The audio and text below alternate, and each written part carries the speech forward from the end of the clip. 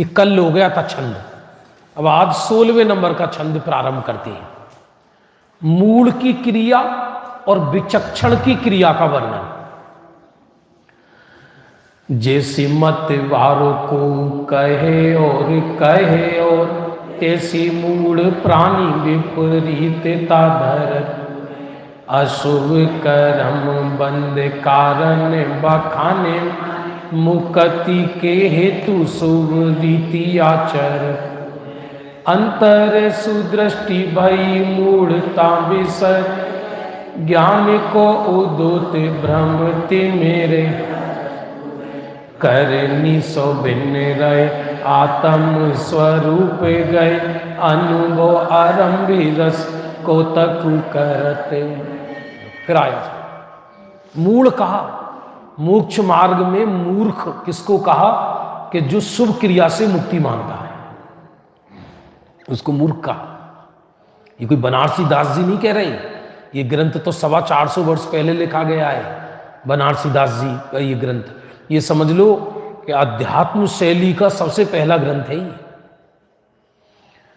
और टोडरमल जी तो इनके 150 वर्ष बाद हुए मोक्ष मार्ग का। उस समय तो गुरुदेव भी नहीं थे, गुरुदेव तो अभी हुए हैं। ये बनारसी दास जी का युग था। गली गली में बनारसी दास जी के छंद पढ़े जाते थे, आगरा की गली गली में बनारसी दास जी के। बनारसी दास जी को जिन शासन का मर्म मालूम पड़ा, बनारसी दास जी स्वयं बहुत बड़े क्रियाकांडी थे पहले। बनारसी दास जी की जीवन चरित्र सुनो तो सुनकर आपको आश्चर्य होगा। उनका जीवन चरित्र हिंदी साहित्य में विश्वविद्यालयों में स्वीकार किया गया है। मालूम है ये वाली बात आपको? यदि आप हिंदी से एमए करेंगे यदि, तो उसमें, और वो उसमें कथा साहित्य में, तो सबसे पहला अर्ध कथानक आत्मकथा हिंदी में सबसे पहले यदि किसी ने लिखी है तो बनारसी दास जी ने लिखी है अपनी, अर्ध कथानक नाम से। उसमें बहुत वर्णन है, बहुत गजब का वर्णन, अपने जीवन का वर्णन। 3-3 शादियां हुई उनकी, उन कितने बच्चे हुए, सब खत्म हो गए। लिखा रहे ठूंठ के ठूंठ। और पहले वो श्रृंगार रस के काव्य लिखते थे, समझ रहे? श्रृंगार रस के, स्त्रियों संबंधी काव्य लिखते थे, शेर शायरी लिखते थे। वो माने जाते थे, क्या बोलते हैं, आग राके बिगड़ेल, सड़कों पे डोलते थे। और मार्ग पलटा तो ऐसा पलटा, तो उन्होंने जो पुरानी कविताएं थी उन सब में आग लगा के गोमती नदी में बहा दी। गोमती नदी है ना वहां, यमुना नदी, उसमें सब में बहा दी पूरी, जिसमें ताजमहल बना हुआ है वहां। और बाद में ये समय सार नाटक ग्रंथ लिखा, ये समय सार नाटक। माने परिवर्तन की पराकाष्ठा है बनारसी दास जी, परिवर्तन की पराकाष्ठा, परिवर्तन की पराकाष्ठा। कल्पना नहीं कर सकते आप। कितने व्यापार किए उन्होंने, तेल के व्यापार, गुड़ के व्यापार। और उस समय मुगलों का जमाना चलता था, अपने समझ लो हिंदुस्तानी लोगों का जीवन संकट में ही संकट में था 24 घंटे। अभी जो आप सुख शांति देख रहे हो, ऐसे कोई सभाएं नहीं लग सकती थी, पढ़ नहीं सकते थे, संकट ही संकट था। ऐसे काल में बनारसी दास जी ने समय सार नाटक लिखा है। ऐसे काल में जहां दूर दूर तक कोई गुरु नहीं, उस समय बनारसी दास जी के समय में भी कोई दिगंबर मुनिराज भी विशेष नजर नहीं आते थे। बल्कि पहली दीक्षा शांति सागर महाराज जी ने ली अंग्रेजों के समय। ये कुछ काल बीच में ऐसा था कि कैसे भी मुनिराज नहीं थे ही नहीं मुनिराज। अभी जो ये अंग्रेजों के समय शांति सागर जी ने पहली दीक्षा ली, क्योंकि मुगलों के समय बहुत भारी परेशानी थी। हर जैन को, हर हिंदू को बहुत परेशान थे लोग। जीवन कैसे जीते थे, छुपके रहते थे, छुपके, प्रस्तुतिकरण भी नहीं कर सकते थे, बढ़िया मकान नहीं बना सकते थे, मालूम पड़ जाए तो उसका कुड़की करा ले, उनका राज चलता था। बहुत दुखी थी प्रजा पूरी दुखी थी। ऐसे काल में बनारसी दास जी ने संघर्षों के बीच में रहकर ये अध्यात्म का मक्खन निकाला। जैसे मत वारों को कहे और करे और तैसे मूल प्राणी विपरीत ताधर। जैसे मतवाला जीव, मतवाला यानी पागल जीव, कहता कुछ और है और करता कुछ और है। मतवाला जीव, पागल जीव, कहता कुछ और है, करता कुछ और है। तैसे मूल प्राणी विपरीतता धरत है, वैसे ही मूल प्राणी विपरीतता धारण करता है। कहता कुछ है, वैसे कहेगा।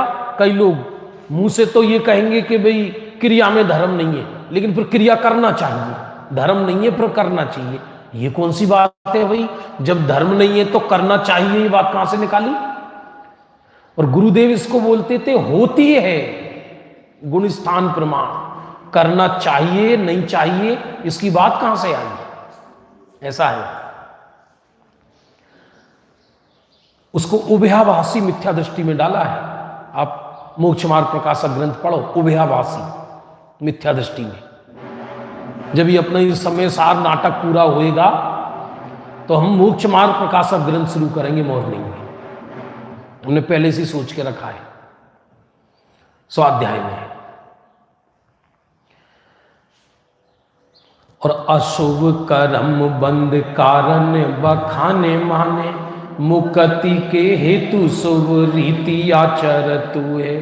अशुभ कर्म को बंध का कारण मानता है और मुक्ति के लिए शुभ आचरण को आचरता है। मुक्ति के लिए शुभ आचरण करना चाहता है। अशुभ कर्म बंध कारण बखाने माने, अशुभ कर्म को बंध का कारण मानता है जीव। अशुभ कर्म बंध का कारण नहीं है क्या? बंध का कारण है, तीव्र बंध का कारण है। अत्यंत तीव्र बंध होता है अशुभ परिणामों से। लेकिन शुभ भाव को मुक्ति का कारण मानता है। तो ये जो सोच है ये मिथ्यात्व की गहरी सोच है, इसलिए मिथ्यात्व का पाप साथ में भी लगता है और तीव्र पाप लगता है मिथ्यात्व का उसको। अरे शुभ कर्म का ठेका कोई जैनियों ने थोड़ी लिया है। शुभ कर्म तो अन्य मती को भी होते हैं और कभी कभी हमसे अच्छे होते हैं। अरे ऐसा भी हो सकता है, आपको जान के आश्चर्य हो, एक मोक्ष मार्गी जीव विशुद्ध कसाय के बल पर, मंद कसाय के बल पर, एक मोक्ष मार्गी जीव मंद कसाय के बल पर देह छोड़कर वो तो चौथे स्वर्ग जाए और 5वें स्वर्ग चला जाए और मिथ्या दृष्टि 9वीं ग्रेवियत चला जाए। ये लो हद हो गई। कभी कभी पुण्य परिणाम मिथ्या दृष्टि को अधिक हो जाता है और सम्यक दृष्टि को कम होता है। बोलो आप क्या करोगे? क्योंकि बाहर में लेस्या कारण पाकर लेस्या कमजोर हो जाती है, लेस्या शुभ हो जाती है। आप देख लो, आप पढ़ लो ग्रंथों में, बहुत उदाहरण मिलेंगे आपको ऐसे। लेकिन वो है क्षणिक, उससे कोई धर्म नहीं हो गया, उससे क्या फर्क पड़ रहा है? मान लो हम सब यहां बैठे हैं, पुण्य परिणाम के बल पर कभी स्वर्ग में नहीं गए क्या? पहले राजा महाराजा नहीं बने क्या? अनंत बार बने, फिर दोबारा यहां आ गए। फिर दोबारा ऐसा होगा कि बिना सत्य को समझे हुए छीचड़े पुण्य के बल पर, आत्मज्ञान के अभाव में पुण्य के बल से फिर कहीं स्वर्ग आदि चले जाएंगे, फिर वहां से धक्का मार दिया जाएगा, फिर कहीं मनुष्य पर्याय में पैदा हो जाएंगे आकर। और अंतर सुदृष्टि भई मूढ़ता बिसर गई, ज्ञान को उदोत भ्रम ते मेरे हर तू है।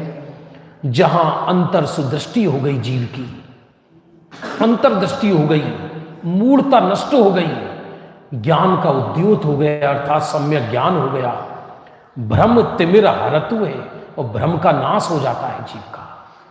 बहुत लाखों जीवों में कोई एकाध जीव होता है ऐसा, वरना तो जैसे सारी दुनिया बह रही है ऐसी बह रही है विश्व तो। आज क्या है?